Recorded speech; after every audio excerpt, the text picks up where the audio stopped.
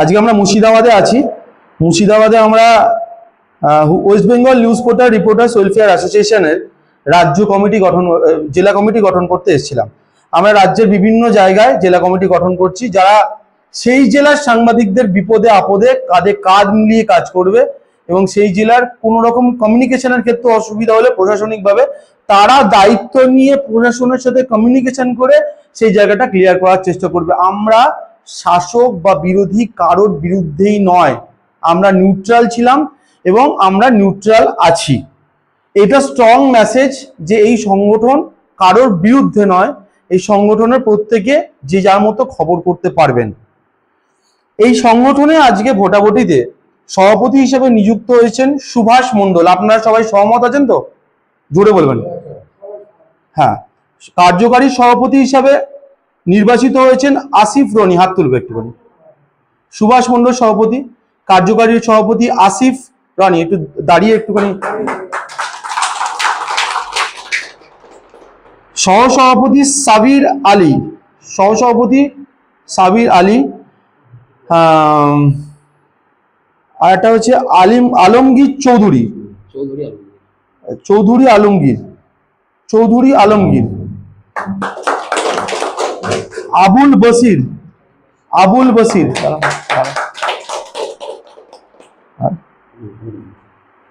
এরপরে আমরা যাব সহসম্পাদক হিসেবে আমরা যেটা নির্বাচন করেছেন আপনারা, খন্দকার ফজল মুর্শিদ। সহসম্পাদক হিসেবে আপনারা নির্বাচিত করেছেন সৌরভ পরমাণিককে। সহসম্পাদক হিসেবে আপনারা নির্বাচিত করেছেন রঞ্জন সূত্রধরকে। সহসম্পাদক হিসেবে আপনারা নির্বাচিত করেছেন মনোজিৎ ঘোষকে। কোষাধ্যক্ষ হিসেবে আপনারা নির্বাচিত করেছেন পার্থ সারথী চ্যাটার্জিকে। সহকারী কোষাধ্যক্ষ হিসেবে আলতাফুর রহমানকে আপনারা নির্বাচিত করেছেন এবং আরো একজন সহকারী থাকবে কোষাধ্যক্ষ হিসেবে অনিমেষ দাস। এবং আজকে যেটা আমরা সম্পাদক হিসাবে সবার সম্মতিক্রমে আনিসুর রহমানকে, তিনি রাজ্য কমিটির সহসভাপতি, তাকে আমরা নির্বাচিত করেছি। যারা পদ পেয়েছেন, যারা নর্মাল সদস্য হিসাবে সবাই আমরা দাঁড়াবো, সবাই একসাথে দাঁড়াই।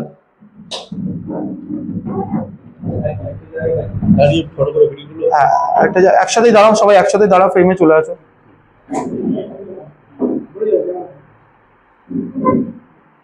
সবাইকে পাচ্ছ তো? সবাই একসাথে বলবো, দেশের সার্বভৌমত্ব, গণতন্ত্র রক্ষায় আমরা একে অপরের সাথে কাজ করব। West Bengal news portal reporters welfare অ্যাসোসিয়েশনের মুর্শিদাবাদ জেলা কমিটির কোন সদস্য কোন রকম অসুবিধা হলে আমরা একে অপরের পাশে কাঁধে কাঁধ লাগিয়ে লড়াই করব। Thank you.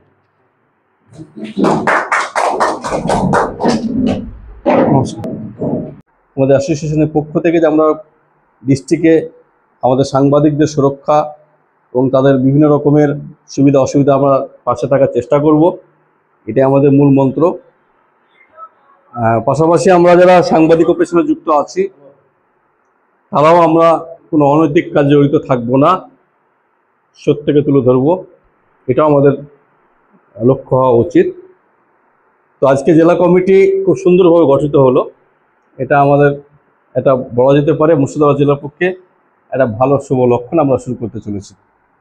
তো আজকে আমাদের নেক্সট মিটিং আলোচনার বিষয় সেটা হচ্ছে আমরা জেলা কমিটি গঠনের পরে অফিসিয়াল কিছু কাজ আমরা করে নেব, মানে তাদের লিস্ট বানিয়ে তাদেরকে দেওয়া, এটা আমরা নিজেরাই করে নেব। আর হুগলিতে রাজ্য সম্মেলন করি, তাই জন্য অনেকে বলেন যে এটা হুগলি কেন্দ্রিক সংগঠন হয়। আনিসুদ্দা এবার কথা দিয়েছেন আর হুগলি কেন্দ্রিক সংগঠন না, এটা মুর্শিদাবাদ কেন্দ্রিক সংগঠন হয়ে যাবে। সেই মুর্শিদাবাদ কেন্দ্রিক সংগঠন করার জন্য আনিসুদ্দা, খন্দকারদা, সাবিরদা, আপনারা যারা দায়িত্বে আছেন তারা সবাই কাঁধে কাঁধ লাগিয়ে লড়াইটা করবেন। এবং রাজ্য সম্মেলন করাটা কিন্তু অনেকটা কঠিন ব্যাপার। আবার বলছি, যদি একজন বা দুজনের ঘাড়ে যদি পড়ে যায় দায়িত্ব, সেটা করবেন, সবাই মিলে সহযোগিতা করবেন। আচ্ছা, আমরা এবার আমাদের সম্পাদকের থেকে তো কিছু কথা শুনলাম, আমাদের সভাপতি মহাশয় থেকেও কিছু কথা, সভাপতি থেকে কিছু শুনলাম। এই সভার সভাপতি এবং উপস্থিত যারা সাংবাদিক বন্ধু এসছেন সকলকে আমার ধন্যবাদ, আমার আন্তরিক শুভেচ্ছা। আমি বেশ কয়েকদিন আগে থেকেই জানি যে একটা মিটিং হবে এবং এটা মুর্শিদাবাদ জেলা কমিটি তৈরি হবে সাংবাদিকদের।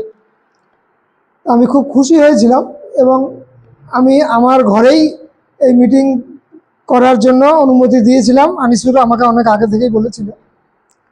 তো আমরা এর সঙ্গে সম্পৃক্ত। অ্যাকচুয়ালি আমরা নিজেরা সোশ্যাল ওয়ার্কার, সামাজিক কাজকর্ম করি এবং সাংবাদিকতা একটা চতুর্থ স্তম্ভ সংবিধানের। আমাদের সাংবাদিকতা একটা প্রচুর দায়িত্বপূর্ণ একটা কাজ এবং আমরা এই ব্যাপারে আগে থেকেই ওয়াকিবহাল।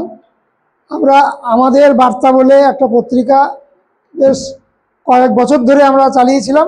ইদানিং কিছুদিন স্তব্ধ বা স্থগিত আছে। এটা 2007 সালে পরিচালনা করবে এবং আমাদের জনসাধারণকে উদ্বুদ্ধ করবে যে না, আমরা এমন একটা সাংবাদিক বন্ধুদেরকে পেয়েছি যে সত্য ভাষণ, সত্য সংবাদ আমাদের কাছে পৌঁছাচ্ছে। এই আমরা আশা করে এই সংগঠনকে আমি আশীর্বাদ, শুভেচ্ছা জানি। আজকের সভার সভাপতি এবং সংবাদ জগতের সংগ্রামী স্তম্ভগুলো যারা উপস্থিত আছেন, প্রত্যেককে আমার আন্তরিক শুভেচ্ছা দিয়ে দুটি কথা বলবো। আমরা আমাদের মিটিংয়ের আলোচনায় এবং আমাদের প্রধান ব্যক্তিত্ব আমাদের আশীর্বাদ করলেন যিনি, ডাক্তার মিরাজনাথ, যে কথাগুলো বললেন যে সাংবাদিকতা সত্য প্রকাশ করতে কি জটিল পরিস্থিতির শিকার হতে হয়। তাই এই ব্যাপারে কোন পথে কিভাবে চলতে হবে এটা সাংবাদিক বন্ধুরাই নির্বাচন করবেন। আশা করি সংগ্রামের হাতিয়ার আপনাদের সঙ্গে এই সংগঠন হয়ে থাকবে। আমরাও যতটা পারবো নিজেরা সংযুক্ত থাকব, সহযোগিতা করব।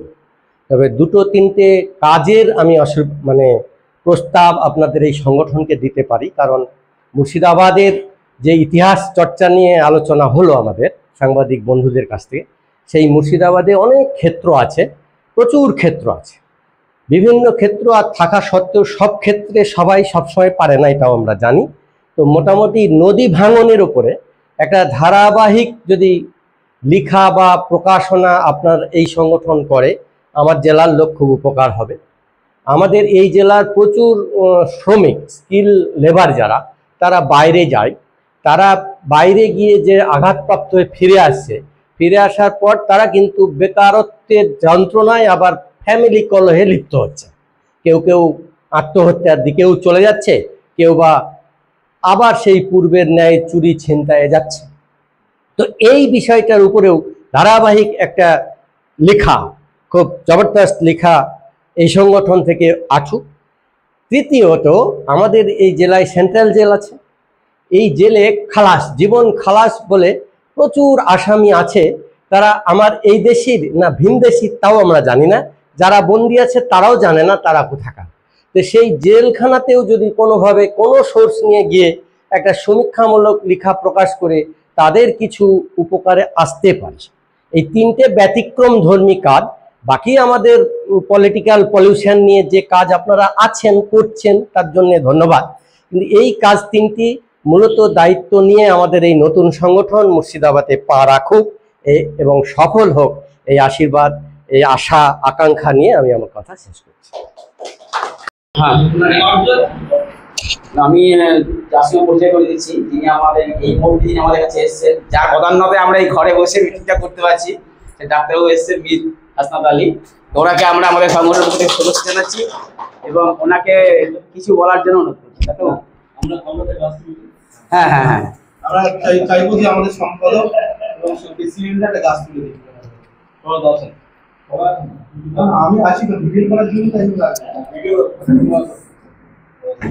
ডাক্তারবাবু আমাদের বৃক্ষচেরা আপনার উজ্জ্বল ভবিষ্যতের একমাত্র দিশারি জ্যোতিষ জগতে অদ্বিতীয় ডক্টর অঞ্জন শাস্ত্রী। দেখুন জ্যোতিষ অঙ্গনে অঞ্জন প্রতি রবিবার ঠিক রাত 12টায় শুধুমাত্র TV9 বাংলায়।